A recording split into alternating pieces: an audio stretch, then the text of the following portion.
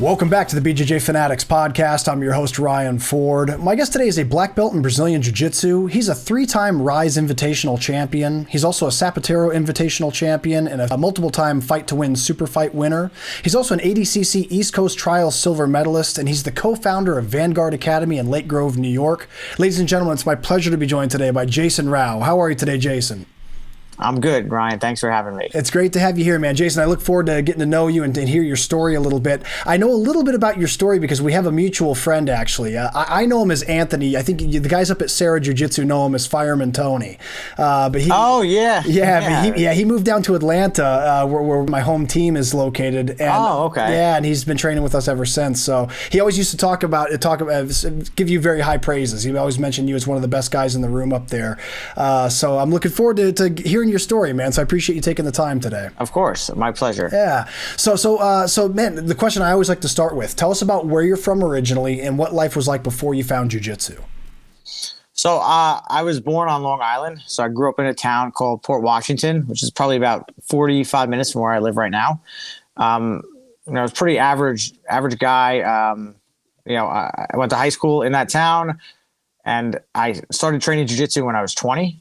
So, these days that's like not old, but, you have a lot of guys that have been training since they were 4 or 5 years old. So I guess like on the later side for how things are these days. But I was always kind of wanted to do some type of martial art. I didn't really follow the UFC or anything like that, but I kind of had heard of Matt Serra, and I went and took so one of my friends went to Hofstra University, which is a school on Long Island, and they had a jiu-jitsu club there. So I went and took like a class at the club. Even though I wasn't a student at Hofstra, I just kind of went with my friend.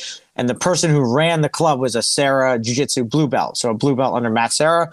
And I thought it was so cool because I'd wrestled a little in high school, so it was kind of similar to wrestling. And I literally went down to Matt Serra's gym the next week and signed up and have been training there. Obviously I have my own gym now, but I pretty much trained there my entire time training.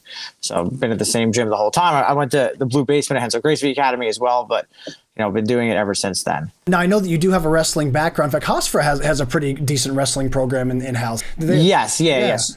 They do. The Hofstra's, I didn't wrestle I wrestled 2 years in high school. Like I was, I'm definitely at this point, I'm not known as a wrestler at all. Mostly a guard player, but I did wrestle my juniors and senior year. Jiu-jitsu was like kind of similar to that. And like, I kind of embraced it and fell in love with it right away. That's awesome, man. Do you feel like that short experience in wrestling did help though? Do you feel like it gave you? I think it did. It certainly did. At the beginning of training, I definitely had that little edge over some people, but I kind of embraced playing guard pretty early on. I wasn't the typical like stay on top, like don't go to your back wrestler. I kind of learned to play close guard pretty early on. I really liked triangles, and I kind of quickly became like a guard player, even though I had wrestled a little bit before jiu-jitsu.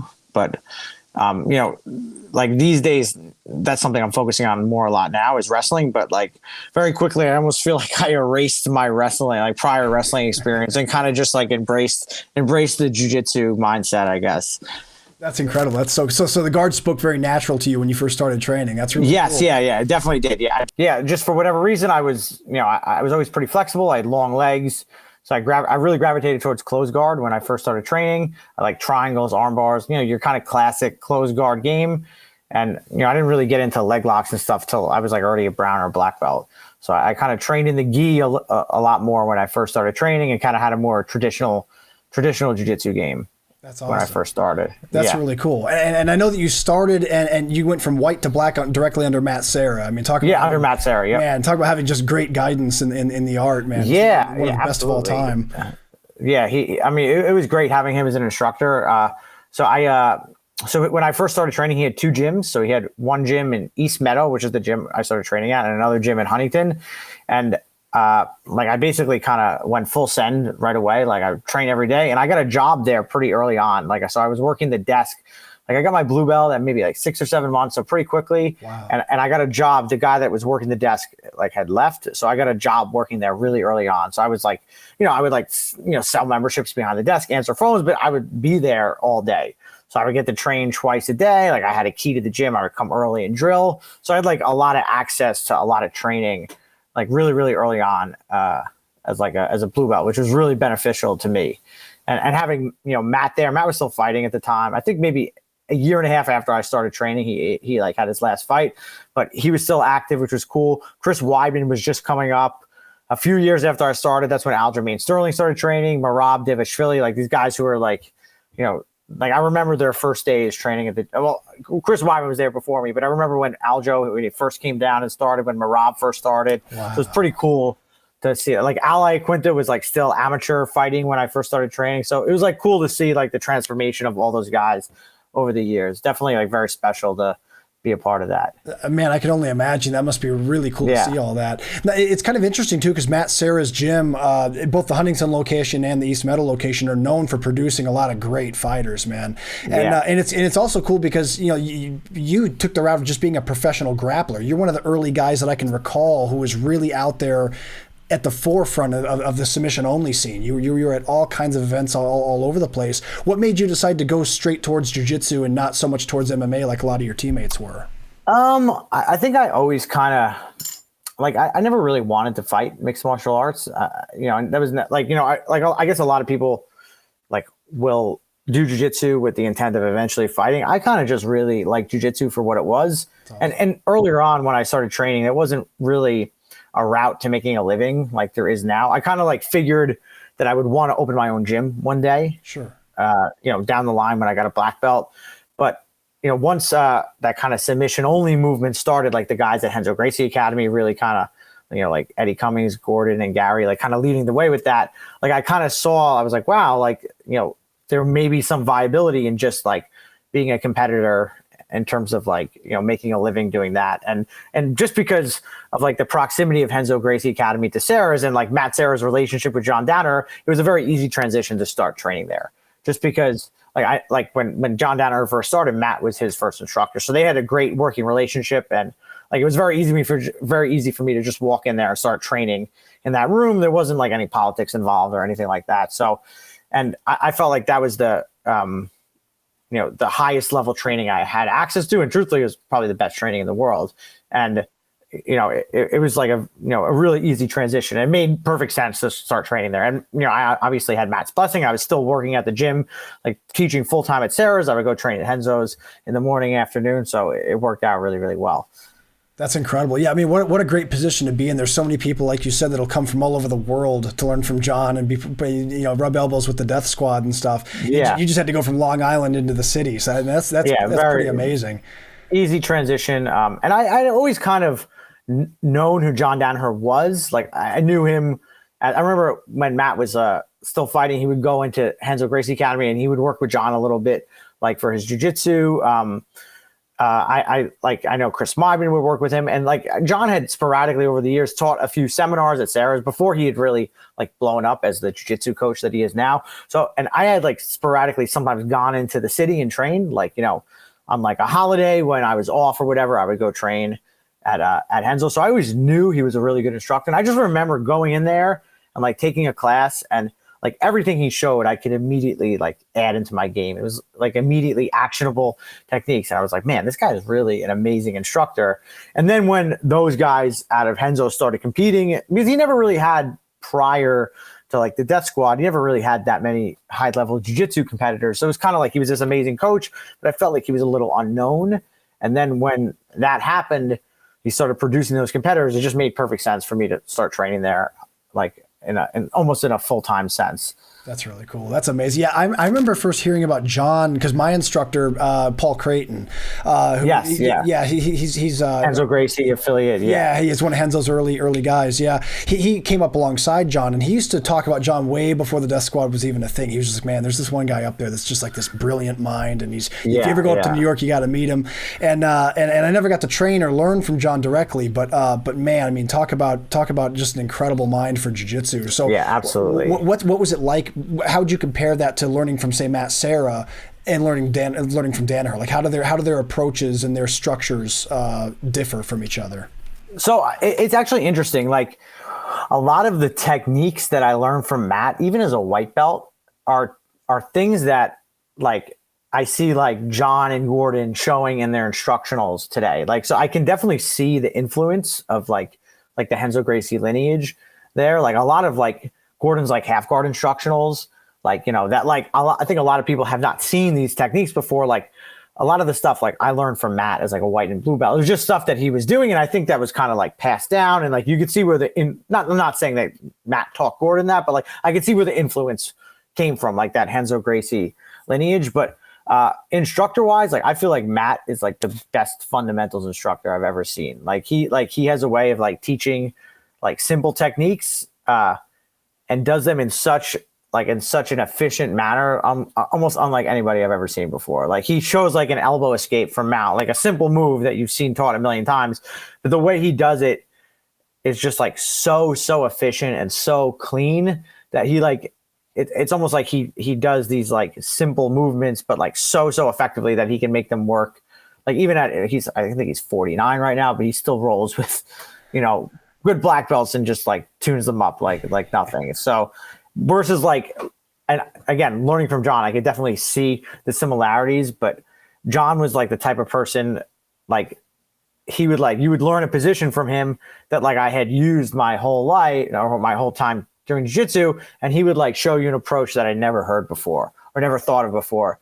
So like, you know, he's often like would be called like the teacher of black belts. Like, so like as a black belt, you would go to him and you would learn a position that you thought you knew, but you really didn't know anything about. And he would kind of like reinvent that position for you. So it was definitely a privilege to learn from, you know, from both of them. That's incredible. Yeah, I can only imagine, man. I went to one of Matt's seminars when he came to Atlanta to Paul's Academy, and man, first off, like one of the most charismatic people I think I've ever met in my life. Oh my God, like, yeah. You talk to Matt the first time, you feel like you've known him for 20 years. He just has that effect, it's very true. Know? And then I think that also comes through when he's teaching. Like he teaches in a way that just like you said, he delivers information in a very comfortable way that really resonates with you. And at least for me, it did. It really definitely. I agree. Yeah, I agree. Yeah, he's got like the like highest like social intelligence out of anyone like I've ever seen.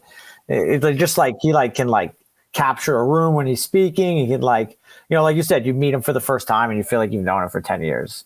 Like he's got like a special way about him. He does. I think the only person that compares is Renzo himself. I think him and Renzo. It's funny like when when you know, like at Sarah's, for example, like, you know, when Matt's talking, it's like everyone stops and listens. And like, I feel like when like not that I haven't been around Renzo that much, but like when I'm around Renzo, it's like the same thing. Like he talks and just everyone, like I can see like how like he rubbed off on Matt. Like it makes a lot of sense to me. Yeah. Absolutely. Well, Jason, tell us about this, man. You mentioned that you remember the early days, kind of the early rumblings, if you will, of the submission-only movement that started. And it was obviously led very, very heavily by the Danaher Death Squad.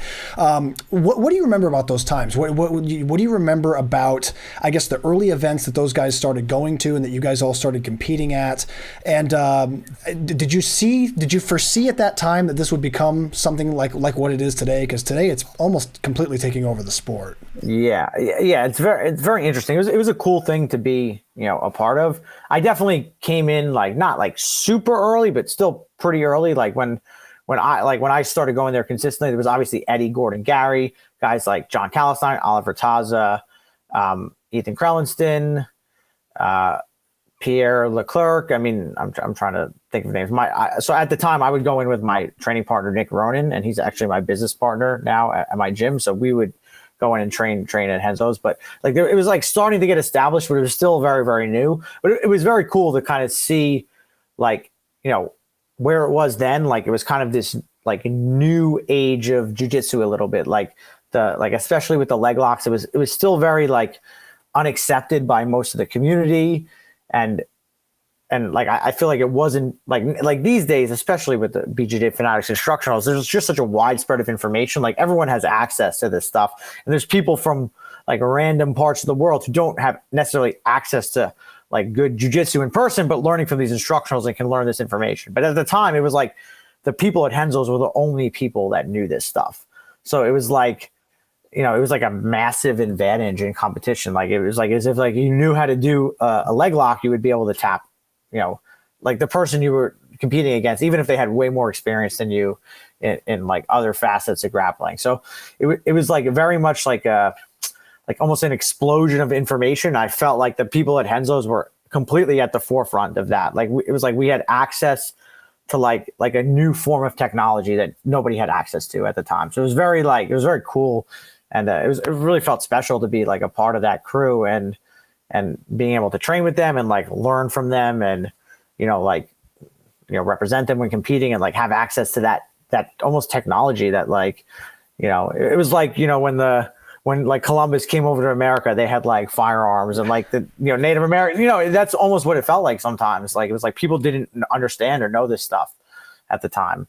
Well, it's interesting cool. because I very vividly remember this is before, I mean, a lot of people new to jiu-jitsu might not realize that before Fanatics, before the instructionals were out there where everyone could get on it, like you said, it was, man, if you weren't going to New York and getting time up there with them, this was a system that had been worked on for many, many years by Danaher. And a lot of people were just kind of in the dark. And leg locks in general were something that I always remember being kind of shunned in jiu-jitsu. It was almost kind of like, there was almost this attitude of like, if you caught someone in leg locks or if you were good at leg locks, it was kind of like, yeah, okay, you got me, but it was with a leg lock. And it's like, I never understood that. It's like, dude, it's jiu-jitsu. I agree. I immobilized a joint and I took it past its breaking point. That's no different than a Kimura or an armbar. I mean, it was the same. I mean, and so Matt would definitely like that wasn't his main game, but I remember him showing leg locks and heel hooks like when I was coming up in the ranks. So like Sarah's, just because I guess of the affiliation, was not completely shunned, but I definitely remember like a lot of guys having that mentality, like, it's a leg lock, you shouldn't go for that, that doesn't count. Like, and obviously many gyms had that mentality. Even the IBJJF, like, obviously in the gi you still can't do it, but up until a few years ago you couldn't even do heel hooks at black belt level, which is, it seems crazy to think about, really does, because it's such an integral part of the game at this point. But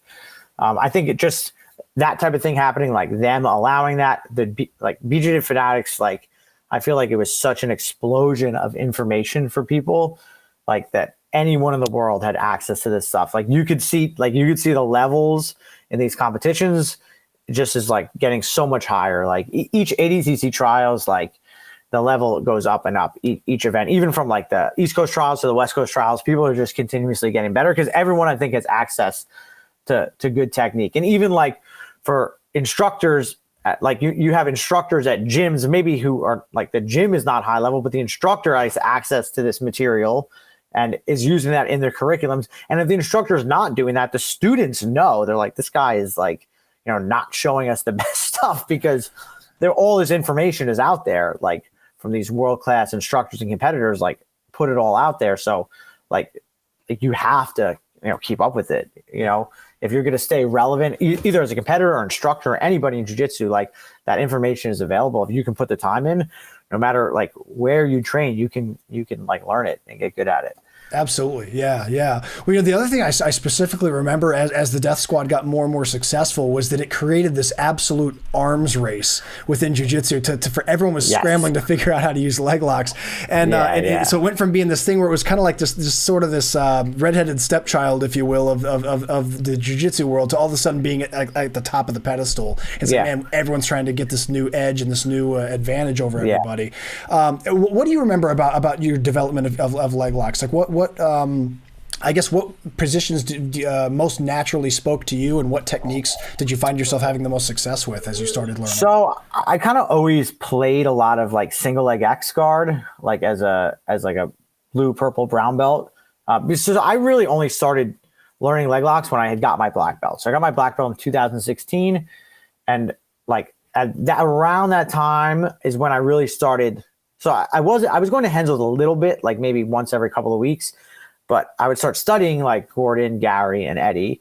And that's when I started like learning leg locks. And then like a little bit after that, I started going there very consistently. So I kind of already had a good I was already like pretty successful in jiu-jitsu at that point. I was a good black belt already, pretty good competitive black belt. So I had a pretty good base, and I played a lot of single leg X guard from bottom. So, it was relatively easy for me to transition into that type of game, because like all of John's, especially at the time, all of John Danaher's stuff was based on inside position, inside foot positions. I kind of already understood that and did that.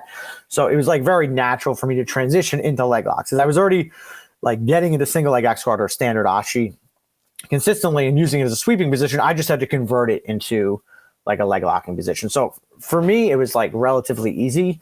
I think initially what most people struggle with the most is really the proper finishing mechanics. And to me, that's where, like, you speaking of the arms race, that's where like the Renzo Gracie guys or the DDS guys had the biggest advantage over everybody else, especially at the beginning. It's because, like, it's not that hard to, like, look at a match. Like, okay, let's go back to 2015 or 2016. You watch Eddie Cummings, he elevates into single leg X and then does the Kani Basami movement and goes to saddle position with the second leg. Okay, he catches the heel. Like, you can duplicate that to a certain degree.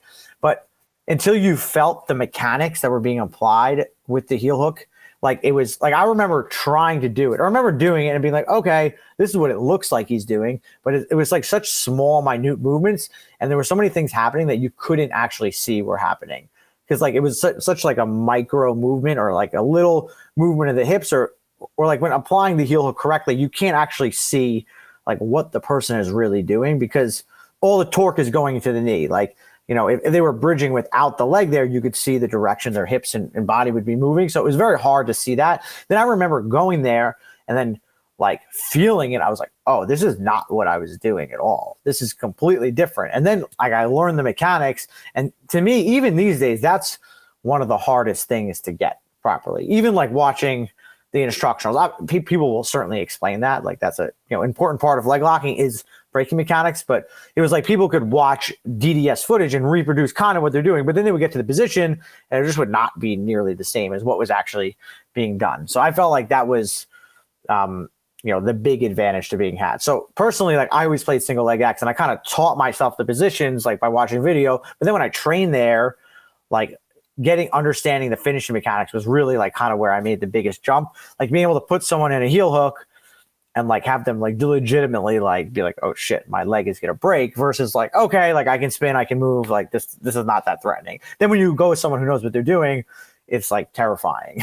So you feel like your leg is gonna break. Yeah, no, that's a great point, man. I can definitely see what you're saying too, because I think that, like you said, if someone is real accustomed to playing guard, like if you're an X guard player, there's so many ways to enter into saddle from X guard. If you're playing single leg X, obviously you tip the guy over, now you're an outside Ashi. So I could see the entries being something very, very easy to grasp if you're a good guard player, or if you have at least just a good understanding of jiu-jitsu overall. But the breaking mechanics, I could see being the real subtleties and the fine points. I always felt like that was where kind of we had the biggest advantage, and, like, being able to, you know, kind of understand those positions, like the little minute, like, intricacies of what was happening. For me also, I played a lot of reverse de la Hiva, and now that's kind of like, so I did, like, single leg X in the inside position, but I also like reverse de la Hiva, and I moved away from that a little bit when I first started training there, just because, like, that's an outside position guard, and I had learned, like, and especially I wasn't that good at defending leg locks yet. So, like, if I played outside position against those good guys, I would end up in leg entanglements. So I really kind of moved towards inside position. As I got better at defending as I got better at defending leg locks, I moved back towards outside position guards. Like, I play a lot of reverse de la Hiva, K guard. That's kind of my game these days, where you kind of leave yourself more exposed to leg locks, but I just feel so comfortable defending them just from being put in those positions so many times by those top level guys. But I kind of moved away from that a little bit when I first started going to Henzo's, because if I would play outside position guards, I would get leg locked because you leave yourself more susceptible to that.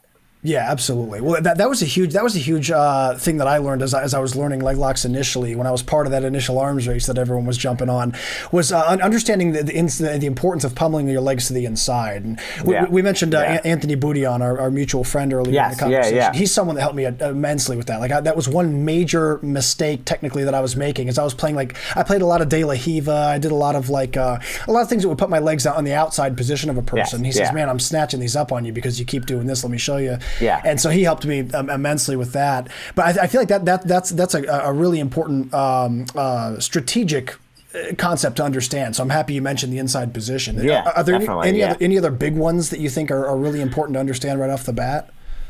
I mean, yeah. So I think inside position is really important, and I think as you get more advanced, like, normally inside position is taught, like, with your feet coming to the inside, but as you get more advanced and, like, you see these other guards, like outside position guards, like, you don't necessarily have to pummel your feet. You can pummel your knee inside too. So there's different ways to, like, gain that inside position, you know, like, so traditionally it's 2 butterfly hooks. That's, like, the most simple form of it. pummel your legs inside. But like something like a K guard, like you're pummeling your knee inside first, and then your foot will eventually pass through. So I think once people like make that connection, like, wait, it doesn't just have to be my foot. It could be my knee too. It could be like I pummel my head or pummel, it kind of like, it starts to really open up, and you have these like intricate, complicated ways to get into these leg entanglements. Yeah. Well, I also like that you said that as you got more and more comfortable with the overall leg entanglement game, it allowed you to kind of go back to playing a little more, slightly more riskier positions, just because you were so accustomed to defending and escaping and recognizing when you're in trouble. Yeah, I remember it was one of the earlier, maybe not the early. It was like it was EBI with John Calistine. It was I think it was featherweight or 145 or 135, but he won, but he used a bunch of reverse De La Riva to enter the saddle position. And like, I remember doing that, like drilling that, like when I first started learning leg locks, I was like, oh, I think I can get here like this. But then like I started cause my legs were starting on the outside, I was ending up in trouble. So I went away from it. Then I saw him do it, and and at that point I was pretty comfortable defending. So it kind of reaffirmed my like, okay, like this is good. I can do something like this. Like seeing someone like him do it and like having success with it, I kind of went back to playing that style of game, like more reverse De La Riva and K guard and stuff like that. That's awesome, man. I think one thing that holds a lot of people back with the leg lock stuff is just that for some reason, there's this mantra that exists that leg locks are almost more dangerous than any other submission out there, which I wholeheartedly disagree with that. I think that it's, I've seen way worse injuries with kimuras and things like that than I have with leg locks. I agree. But for people out there that are a little on the fence and maybe a little concerned for safety reasons, what are some important safety tips for learning leg locks? What words of encouragement could you tell them to maybe help them?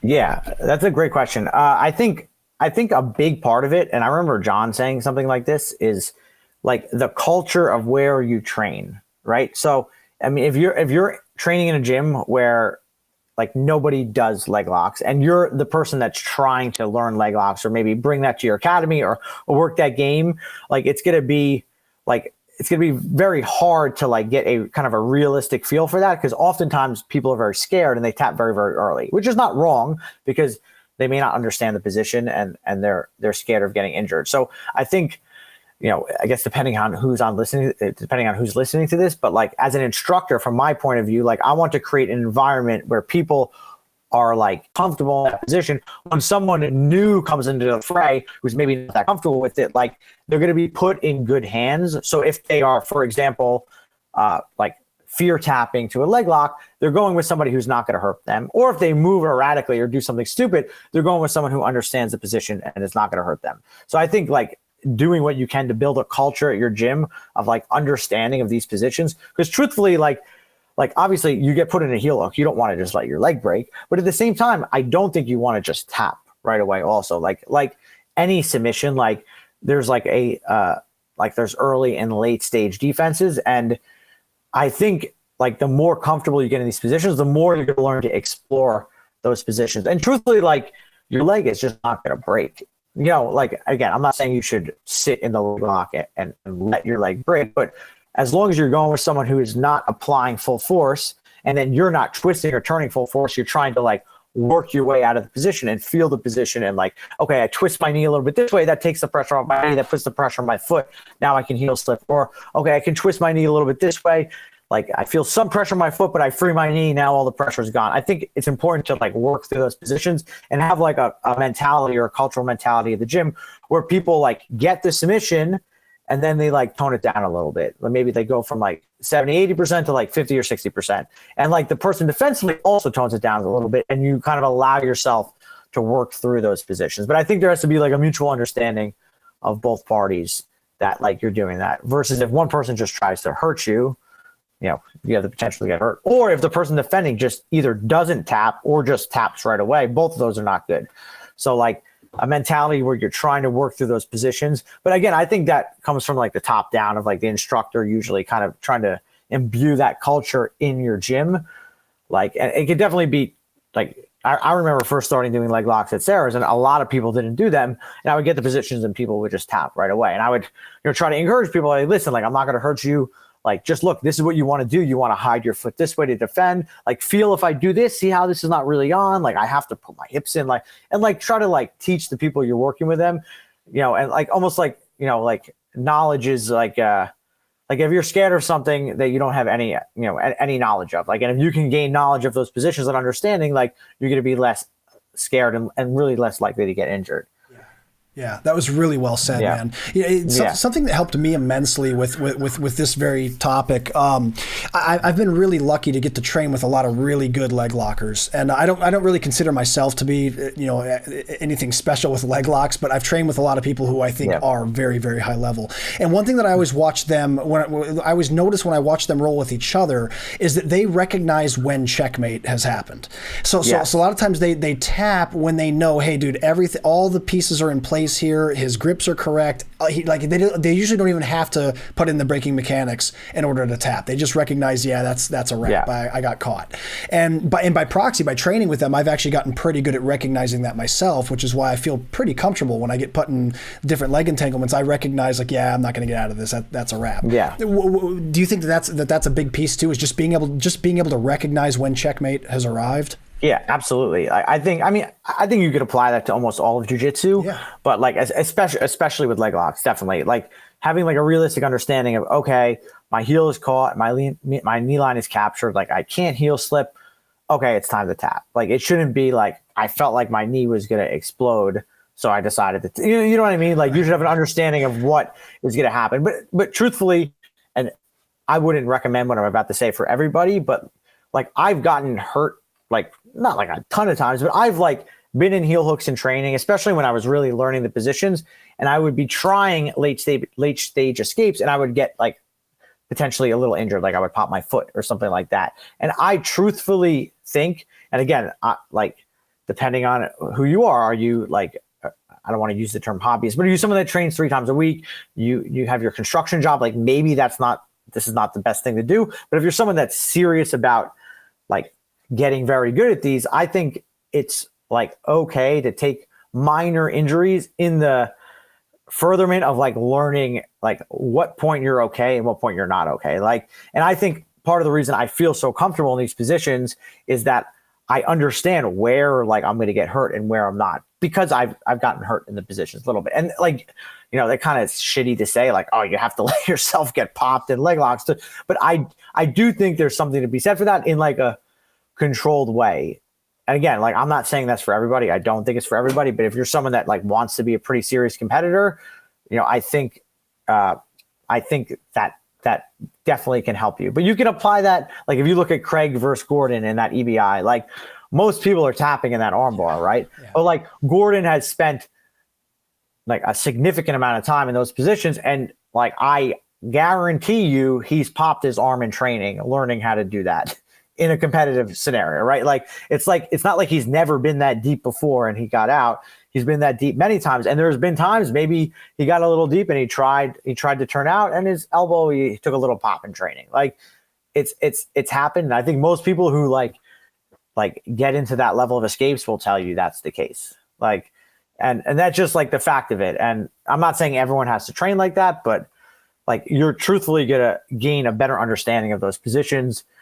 If you, again, that's why it's important to go with good training partners, because when he took those pops, or I took those pops on my ankle, my training partner was not trying to hurt me. Yeah. And they were not like, if the person was bridging full on into that position, you're going to get hurt. So you have a training partner who is going to apply steady, consistent pressure and allow you time to tap. Even if you're getting a little hurt, okay, I still have time to tap. Like, and then you at the same token, like you're trying to escape. You push the envelope a little bit, but you're going to tap when the timer's right. You're not going to let your arm just get completely destroyed or your leg completely destroyed. So like when you're with 2 skilled practitioners who are both willing to push the envelope a little bit for the, for their skill development, I think that could be very beneficial. But both people have to like have that mutual understanding of like, okay, this person he's really trying to work his escapes.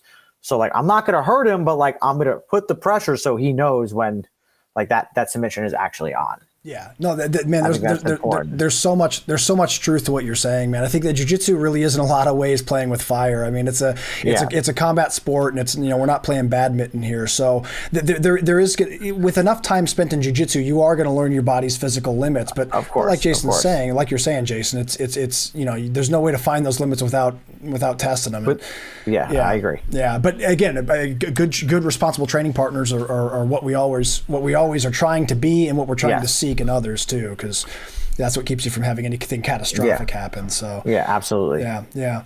Well, man, Jason, I'll tell you what, we've reached about the halfway point of the show, man. This is where I always play a game with my guest. This is a game the game's called the Pummel.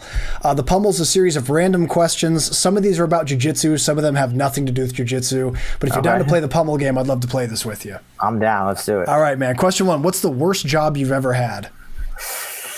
Worst job. So when I was first training, I was a blue and purple, I worked 3 jobs at once, and one of them I worked at a reception desk in a tennis club. So it was basically people would come in and use the courts to they would book court time. Yeah. I worked a night shift. It was 4 to midnight. It was terrible. I hated it. Absolutely hated it. What was the worst part of it? What was the hardest thing? I mean, no disrespect to tennis people, they're definitely on the snobbier side, and the town I was working in, the people were pretty rude, but it was just I had no interest whatsoever in tennis. I don't even remember how I got the job. I did not like tennis, and the people I worked with were just they were just fucking annoying. I did not like it at all. I absolutely, and I remember one of the guys that worked there, he because I have bad cauliflower ear, so he knew I did something, and I was I jiu-jitsu, and he's talking to me about the Ultimate Fighter. And this was the season Al Iaquinta was on it. And he's trying to tell me that Al shouldn't have won the fight. I was dude, get the fuck away from me. Al's my friend. Why are you talking to me about this? Come over to the gym and say that. Yeah. Yeah, exactly. Yeah. Now I can feel you. I grew up in an apartment complex, and it used to back up to a tennis club in the area. Oh yeah. And so as kids, we used to kind of wander around and stuff. And I swear, anytime we got anywhere near that property, these people would look at us through the chain link like we were diseased or something. Yeah. So I can kind of relate to a certain. Sounds like the tennis club, yeah, for sure. What's something that you wish you were better at outside of martial arts? Outside of martial arts, that's probably a lot of things. I'm not very handy. I feel like around my house, it's funny. My wife tells me it too. She's you don't know how to fucking I can change a tire. I can do simple things, but the toilet doesn't work. I have no idea how to fix it. But in my head, I'm I've invested all this time in getting good at jiu-jitsu. I feel I don't have time to learn. I mean, it's probably not true. Someone's probably going to tell me I'm being an idiot, but I don't have time to learn that stuff. I'm not that handy. I wish I could fix shit around the house without having to hire somebody. Well, I mean, dude, if you have the choice between learning the inner workings of a toilet or taking that time and learning, better entries into your Ashigurami, or of course. What are you gonna do? Of course. Yeah, of course. What's a secret talent that you have outside of jiu-jitsu? Secret talent? This probably helps in jiu-jitsu. I have a really good memory. I mean, that's certainly you can apply that to jiu-jitsu, but I really am into history. Cool. And so I mean, it's not really a talent, but I'll read tons of stuff about World War II and Napoleon, and I have a really good memory. I can recall again, this could be applied to jiu-jitsu, but I can recall information that I've read once or twice and recall it almost perfectly. Wow, God, dude, I would kill for that. Even in jiu-jitsu, I would say this sport in general is biased towards people who have good who are good visual learners who can watch something and then replicate it, and there's some people just struggle with that, but maybe they can learn in other ways really well. But for jiu-jitsu, it's just the way it is. You watch someone do something and then you do it. So if you're not a good visual learner, it can be really, really difficult to be good at this sport. It certainly can, man. Yeah, no, I think anyone anyone that's a good visual learner, and then like you said, with a photographic memory or just a really strong memory, you're miles ahead most for sure. What do you think is the worst injury that you've had in jiu-jitsu? So I had 2 knee surgeries on my right knee. I had 2 meniscus repairs. So basically the same surgery, but one was on my medial meniscus, one was on my lateral meniscus. So 2 separate injuries, but no, those were definitely the worst. Each of those put me out 6 to 7 months. Other than that, I've been pretty lucky. I haven't had any real injuries, but I had those basically 2 years. So I had one, and then I had another one 2 years later. So that definitely sucked. Yeah, that doesn't sound like fun, man. Yeah. I feel like my knee it's good now. Like I would say it's like as good as it's going to get, but I can feel like it's not as good as my other knee. Like I don't have quite the same range of motion. Like I can't like pummel this leg quite as well, but it is what it is. Yeah. Well, thankfully, jiu-jitsu allows us to adapt to stuff, man. It allows us to find answers for things that are find answers to obstacles, right? So yeah, there's so many ways to accomplish the same goal. Like you can get around it for sure. Totally. Well, I'm glad it's not too debilitating, man. That's good news. What do you think is your favorite bad food to eat? Bad food.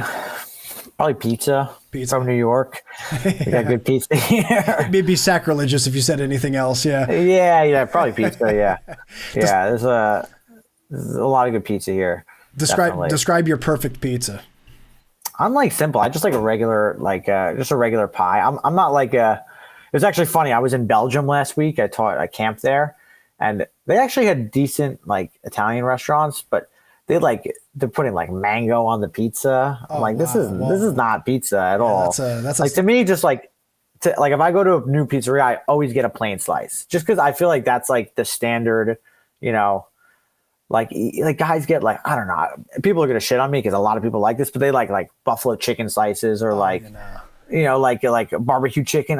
To me, it's not even pizza. Like you're just like eating like, I like plain cheese slice, maybe pepperoni, maybe vodka slice, but pretty simple. Yeah, if you're putting barbecue chicken on pizza, you're just being ridiculous. That's keep it real, people. Come on, keep it real. It does not belong on pizza.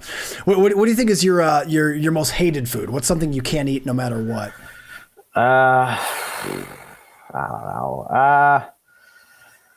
Cottage cheese. I don't like cottage cheese. Yeah. Textural thing. I feel like I'm eating dog food or vomit or something. Yeah, for sure. No, I can definitely relate to that. What do you think is what do you think was the scariest moment of your life? Scariest? Shit, I don't know. I can't even. I don't think I've had a very scary life. That's good. To be honest, like no near-death experiences or anything. No. Honestly, I don't have an answer. I can't. That's good. I can't recall. No, man, that means you know what, man. That means you live well. That's good. I live a cushy, easy life here. That's the way to do it, man. I'm telling you. Who do you think is your favorite grappler of all time? Of all time, honestly, probably like Gordon or Eddie Cummings. To be honest, it's kind of like cliche because like I've trained a lot with both of them, but like. I remember when I was like a lower belt, I would watch the Mendes brothers a lot. Like I liked Rafa Mendes's game. I would watch Marcelo. And then like training there, it was like all the people I wanted to learn from were right there. Like I had, I kind of didn't have, not that I could not learn anything from those other people, but like the people I really wanted to learn from, I was training with. I'm like a big, like obviously Gordon as a whole is an amazing game, but like I really like his, like especially recently his passing style, like his ability to constantly put like side to side movement combined with pressure passing. That's kind of how I try to model my passing game. And I like Eddie Cummings. To me, is like one of the best guards ever. Like just his like grip sequences and like his ability to like constantly be in good position no matter like what the person is doing. Like big fan of his guard. And I still watch some of his matches to this day. Like 7-8 years ago, but I still can learn stuff from watching him. Great answers, man. Yeah, those are definitely two of my top favorites as well. So yeah, very, very good answer. How about your favorite MMA fighter of all time? MMA fighter, Matt Serra's on there for sure. Like, it sounds bad, but I did like George St. Pierre a lot. Like, obviously, I obviously like when they fought, I didn't even follow fighting, but like, I always liked his like style in the sense of. Like I felt like I feel like when we like pick people who we like for example, like I would never pick like who's your favorite grappler ever. Like I would never pick someone like Renato Canuto, or I'm trying to think of someone who has like or even like Gary Tonin. Like Gary's amazing, like without question. But like the things he does, like I don't do, so I can't like relate to like him as much as I can relate to someone like Gordon or Eddie, because I feel like. He has a very dynamic, like open style, and that's just not how I play, even though he's amazing. Like, I feel like, so for MMA, like I always like, even though I didn't fight at all, I always felt like he was in control the whole time. And to me, like, that's how I kind of like to grapple. And like, that like resonated with me, like people like that, or someone like Khabib, you know, who's like controlling the pace of the match. And that's how I like to kind of implement my jiu-jitsu. So like pick people like who grapple or fight kind of like that. That's what I always really liked. And that's what kind of spoke to me. Absolutely. A little bit. Even though I don't fight MMA or ever will fight MMA, but that's like, awesome. I enjoy, even though George got a lot of shit, like I enjoyed watching, like, you know, there's a period he won like 40 rounds in a row or some fucking crazy number like that. I always thought that was very, very, very cool. No, yeah, George, man, he's awesome. It's cool. He's actually coming to do competitive jiu-jitsu now. In fact, it's pretty cool. Yeah, I'm kind of in a similar boat with you. You were mentioning how even though you're one of Sarah's guys, you love GSP. He's actually competing against Damian Maya in December. Yes. I'm a student of Damian's now, so it's kind of, I'm in this position where I'm like a huge fan of both of them, and it's gonna be really cool to see though. It's gonna be it's really awesome to see high level MMA guys. Absolutely. That's going to be very, very, very cool. Yeah. Well, what do you think is your biggest phobia? I don't like bugs. Like, I hate bugs. Nice. We have like, I'm sure you have them down there. You probably have worse bugs down there. But we have like these things that are like spider crickets or like cave crickets. Yeah. Like the humpback kind of. I hate them. So like sometimes like in my like den, they'll be in like the shower. And dude, like, I can't fucking deal with it. Like I'll wake up early to go teach, and there'll be one in there, and I'm like throwing the shampoo bottle, trying to fucking kill it. Like I hate bugs. Like, it's weird. I don't mind spiders. Like, to me, like, spiders like an intelligent creature. Like, it like makes a web and traps it. Like, I got respect for spiders. Yeah. Like bugs, like crickets or like roaches. Like, oh my fucking god, I can't even fucking like if I go travel somewhere, sounds fucked up, but if I travel somewhere, like, I will fucking be afraid there's going to be bugs in the hotel. I'll like check under the bed. Like, is there going to be like some fucking like roaches here or something? That's something I hate. I would rather like remember like the show Fear Factor with Joe Rogan? Yeah. Like, they would like put you in like a tub of cockroaches. Like, I would rather go swim with the shark than like do the cockroaches. Those spider crickets are definitely weird looking things. We've had, I've had one in the 2 years I've been living here. I've had one roach in the apartment. Now we live in we live in the city, so it's not like we don't have like a crazy amount of wildlife around here. But when we've left the city a few times, I've seen a couple bugs that, like, dude, if you ask me, isn't there flying roaches down south? Isn't that a thing? Or probably, yeah, they probably have that down here, but dude, there's been a couple of bugs when we've gone outside the city that I've seen that if you ask me to identify it, like, I couldn't. Like, it's just there's some really weird looking things down here. Actually, I was doing when I did Who's Number One. It was in Austin. Was it Austin? Yeah, it was Austin. I was in the hotel, and all of a sudden, I hear this thing like fly across the room. I was getting ready to go to bed. I was like, what the fuck was that? And it was like I don't know what it was, like a locust or some shit. I don't know what it was, but it like flew onto the wall, and I just was like, fuck. I like took my shoe and like fucking killed it. But I was like, fuck. It was like in the curtains. I like moved the curtains. Like, I was like, I can't sleep right now. Like, I'm worried there's a thing is going to fly on me. Dude, when we first got down here, we went to this restaurant that was right by the beach, and we're sitting there at this table, and there's a jar of olive oil, like I would say 3/4 of the way full, so it's not like a light thing. Something flies and hits it and knocks the entire bottle over. Really? It turned out it was this. I guess it was like a locust, it was like a grasshopper. It was about this. I swear it was like this big. It was huge, and it hit our table. And I was trying to film it, and then all of a sudden it flew and hit the camera. So the video is actually on my Instagram. But yeah, I'll send it to you. Yeah, I'll send it to you. It was the biggest bug I'd ever seen in my life. It knocked over a full bottle of olive oil. Where was this again? Brazil. It's in Ubatuba. Oh, it's in Brazil. Yeah, Ubatuba is the beach town that it was in. I Big bugs are the big bugs are no good. Are the phobia. Biggest fear. What do you think is your favorite sports team outside of martial arts? I was I played baseball in high school. I was a big Yankees fan. I don't really follow baseball anymore, but if I had to pick, I would probably say the Yankees. I'm not like a big professional sports guy. Like, I don't have that much interest, but recently, like, I'm not really watching baseball, but I've like taken a little bit of interest in baseball again. And I do like baseball a lot. It's just like, not something I'm paying attention to right now, just because pretty much since I started training jiu-jitsu, like that's been like my focus. But I do like baseball. I would definitely pick the Yankees as my favorite sports team. That's awesome. Good choice. What do you think is your favorite superhero? I was never a superhero guy. I think people were going to like argue whether this guy's a superhero or not, but maybe Batman, just because like he never actually had any superpowers. Like he was all like, like all like his own skill set that he developed himself, probably Batman. But I never liked Marvel comic books or what's the other one? Marvel and what's the other DC. Yeah, I was never a big comic book guy or superhero guy at all. That's awesome. Well, dude, you picked a good one. I think Batman's probably the most jiu-jitsu superhero because he's the guy that actually trains hard. He learns skills. Yeah.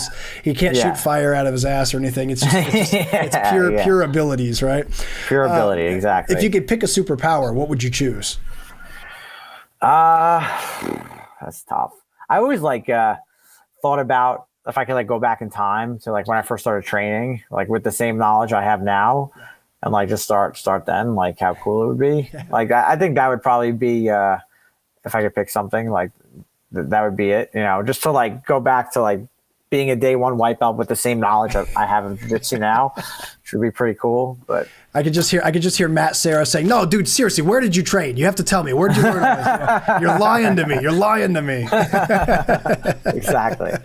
What do you think is your favorite match that you've had in your career? Match probably so at Kasai, I don't know if you remember that event. Like, I do. Totally. So totally. I did like a 8-man tournament there, and I had a match with PJ Barch. Yeah. And he had beat me 2 times before that. Like he beat me like 2 years before and then 1 year before. And I ended up winning that match, and like I won pretty convincingly. I think I won like 12-3 or something like that, or 11-3. And it was probably one of like the best like memories I had in jiu-jitsu, just because like he'd beat me twice before. It was like in New York City. It was at the Manhattan Center. It was like packed. There was a couple thousand people there. Like I had John and Gordon in my corner, which was pretty cool. And it was just like a really like feel good moment, because I always like I always felt like I could beat him, and like he did beat me both times before. Like obviously no excuses, but I always knew that I could win. And I think I remember him saying after one of the matches, like he ended up like heel hooking me, which was like, pretty unusual. And I remember him saying something like, "Oh, I think I got off easy on that one," or something like that. And like I ended up winning the next match, which was pretty cool experience for me. Like that definitely like, even though I didn't end up winning that tournament, but I had a good performance, and I always look back pretty fondly on that match. That's awesome. Yeah, I definitely remember that one. Kasai was a great organization. It was a great event. It was awesome. Yeah, they were always very fun to watch, and you were always exciting to see there, man. So I'm glad you referenced that one, because that's one of your matches I remember very vividly. Yeah. That's awesome, man. And final question for the pummel game, Jason: If a zombie apocalypse breaks out right now in New York, what's the first thing you do? That's tough. Got to get to a boat, I think. I've thought about this a few times. Like you can't try to drive out of here. It's too much of a bottleneck getting through the city. No way. I would like probably drive out east to like the Hamptons and like commandeer a boat. Just grab a yacht. Get out. Yeah, and get out of here. That would be the move, I think. That's the move. That's a good move. They've probably got like a good bar set up inside the yacht. They've probably got some food left over, Yeah, exactly. Float out there and have a few drinks and eat some crackers or something. Wait for it to blow over. Wait for it to blow over, exactly. And Jason, that was the final question for the pummel game, man. Congratulations, okay. You win. You got your double underhooks. Awesome, great. So, man, just before the pummel game, we were having some good discussion about leg lock concepts. I'd like to return to that if you don't mind. Sure. Statistically, you have a really good balance of inside heel hook and outside heel hook finishes in your career. Do you have one that you prefer over the other? Do you prefer, I guess, inside heel hooks over outside heel hooks, or vice versa? I think like, generally speaking, like in terms of like the ability to finish people, I think inside heel hooks are generate more power. Like they're better submission in the sense of like being able to like tap somebody, just because a lot of times people are more resistant to outside heel hooks. But I think outside heel hooks, especially these days, like they're kind of like undervalued a lot. So I think I kind of like prefer, especially against someone who's like a pretty good leg locker, I prefer playing outside heel hook game just because I feel like I have more ability to actually catch the person's heel and like more ways to control them and like more sequences to beat them with versus inside heel hooks are super effective, obviously, but it's pretty hard to catch people's heel, whether it's 50-50 or cross Ashi, any of the inside heel hook positions. And I feel like people are better at defending them. So I think like I would prefer to get an inside heel hook with the heel caught. I think it's a better submission, but I think against like skilled people, I think I can maneuver my way there better from an outside heel hooking position, like using outside Ashi combined with reaps and some other movements to be more effective. Yeah, absolutely. As you said, outside Ashi is a position that you've always really naturally gravitated towards anyway. So I can see that being if you're up against someone that really knows their stuff, you probably want to gravitate towards where you're most comfortable. So I can definitely see that. What do you think are some of the pros and cons of the outside Ashi position? Like, what are some things to be aware of, both good and bad, if you decide to focus on? So I think the main downside to it is the back exposure, because you have kind of all for your limbs committed to the one leg, and your legs are like obviously on the outside. So they're like, is that like center line exposure where they can start to come towards your back or start to smash you? So to me, that's the main issue with the position itself. And also it's very, very hard to gain heel exposure from like just straight outside Ashi. Like, so I think it's a very good controlling position. So if you know how to get past the center line exposure and get past the person's like ability to take your back, there's a few grips you can take which like really strongly negate that. It's a very controlling position, meaning that I think you can hold someone in there for an extended period of time and it shouldn't be very easy for them to get out. And then from there, like there's quite a few transitions you can use to set up either reaps, which give you good heel exposure, or set up some ways where you can heist up and either like gain heel exposure or come on top to situations where you can control both legs. Like ultimately, I think leg locking, if you can control both legs, like most people understand this, like it's more effective than not, but that's a hard thing to get. And outside Ashi is a position where you can kind of hold the person and like buy yourself some time and like work your way towards positions where you have control of both legs. That's kind of how I use the position. Like I don't straight up go to outside Ashi and try to heel hook the person. Like generally that's not going to work against a skilled person, but even against skilled people, if I can put them there, it's hard for them to get out and I can work my way towards better positions. Yeah. That makes perfect sense. Do you have like a series of like chained techniques that you like to put together from outside Ashi? Like you said, sometimes it's hard to go straight to an outside heel hook, but what are some things that you feel are some good things to go right for? So it depends if the person's standing or on a knee or on a hip. So like just generally in leg locking, like that's how I would first break the position down. Like what's their defensive posture? If they're on a hip, I like to play on my inside hip. So if I'm on my partner's left leg, I like to be on my left hip. And that allows me to kind of create space between their legs. So I'm not facing away from them where they're potentially smashing me. I can create space between their legs and start to set up reap positions. Also start to set up like butterfly ankle locks, like ankle locks where you put the butterfly hook in and you get a figure four grip, like Mateusz Szczynski. He's made pretty popular recently. I have good success with those. And the kind of the conjuncture between going for those and setting up heel hooks and setting up reaps. So if the person's on a hip, getting on your inside hip, and making space, now your legs can come over. And once you get to a reap position, you can gain heel exposure a lot more effectively and start to get into finishing sequences. That's excellent, man. I appreciate that you made the distinction about it depending on the position of your opponent, like whether they're standing or sitting. So for people that are entering leg locks while someone's standing, so they're playing guard, do you find that a lot of what you do from outside from your outside Ashi is a result of your success with the single leg X guard? Like, did you typically just hit a lot of single leg X sweeps to break them down, or do you find so I would say, like, I guess initially, like I would definitely use some single leg X entries, but almost at this point, almost immediately, I make some type of transition to some other position. Like single leg X, I feel like it's a good entering position, but like if you stay there, I think a good opponent will clear the foot off the hip, and it becomes like pretty like hard to maintain that. But if I can transition to some type of outside Ashi or like a butterfly Ashi with like the near hook inside and the other foot on the hip, like those positions I think are pretty controlling. So I almost use the single leg X as an intermediate position. Like I'm not going to just control the person from there. But like, so I would hit some type of entry, and then from there I would get to that position that I can hold them in more like an outside Ashi variation. If they're standing, I have a few ways that I can work between like breaking them down with off balances or kicking them forward to grab the second leg and then transition to better positions. But it's a position that like if I have outside Ashi, so let's say I entered a single leg X, I switch to outside Ashi. The person can't really backstep.